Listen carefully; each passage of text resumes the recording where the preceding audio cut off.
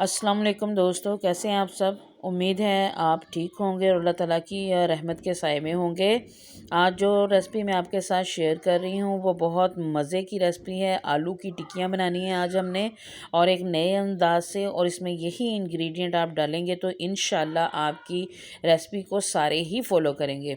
जी, तो 1 किलो आलू लिए हैं मैंने। इसमें मैंने लहसुन अदरक का पेस्ट डालना है, और इसके साथ है प्याज बारीक कटी हुई दरमियाने साइज़ की।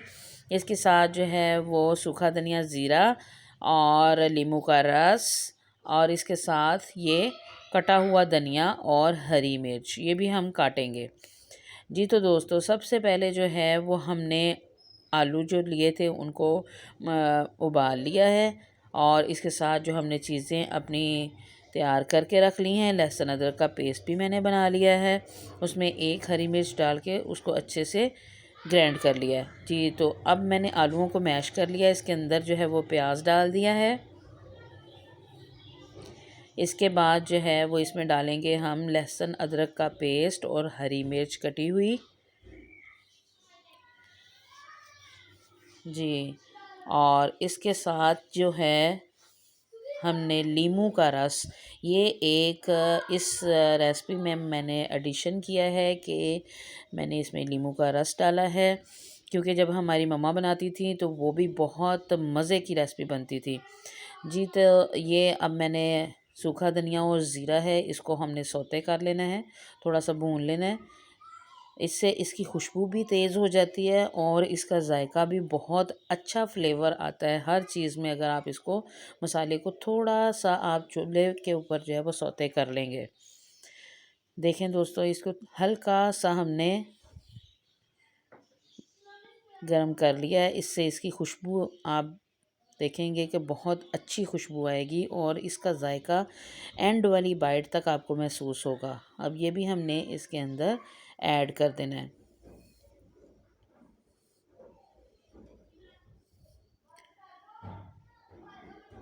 ये बहुत ही थोड़ी चीज़ों से बनने वाली रेसिपी है। इसको आप आसानी से घर की जितनी भी चीज़ें डाली हैं ये घर में मौजूद होती हैं आमतौर पर भी, तो आप यही चीज़ें इसमें ऐड करके इसको अच्छे से तैयार कर सकते हैं। अब इसमें हम 2 चम्मच, ये छोटे 2 चम्मच जो है वो हमने सुरख मिर्च के डाल दिए हैं।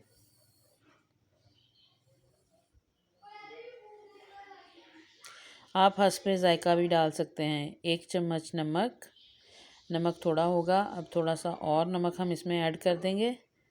हल्दी का पाउडर डाल देंगे साथ ही, इससे इसका कलर बहुत अच्छा आ जाता है। ये अब इसमें नमक मिर्च सब कुछ हमने ऐड कर दिया। ये थोड़ी सी अजीनोमोटो या फिर आप चाइना नमक जो है वो डाल सकते हैं, चिकन पाउडर भी डाल सकते हैं, और इसके साथ जो है वो धनिया पाउडर, धनिया जो है वो हमने डाल दिया है।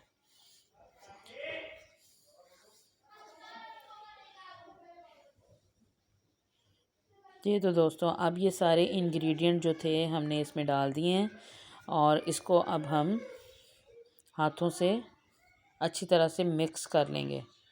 जो जायका आपके हाथों के ज़रिए किसी चीज़ के अंदर जाता है वो किसी और चीज़ में वो फ्लेवर नहीं होता जो आप अपने हाथों से उसके अंदर फ्लेवर डालते हैं। ये आपका प्यार, आपकी मोहब्बत इसके अंदर आपके हाथों के ज़रिए से दाखिल हो जाती है। देखें, ये इसका मिक्सचर है, ये तैयार हो चुका है। अब इससे हमने जो है वो इस तरह से आलू की टिक्कियाँ बना ली हैं। अब मैं इसे जो है वो फ्राई करने लगी हूँ। हमने 2 अंडे लिए, उसको अच्छे से फेंट लिया है,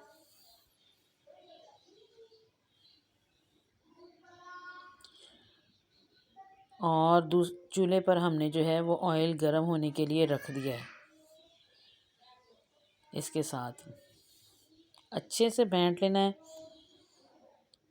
जी, ये देखें, अब जो है ऑयल मैंने चूल्हे के ऊपर रख देना है ताकि ये भी उतनी देर तक थोड़ा गर्म हो जाए। अब मैं अंडे की कोटिंग करते हुए इन टिक्कियों को जो है वो 1 बाय 1 कोट करके ऑयल में डालती जाऊंगी।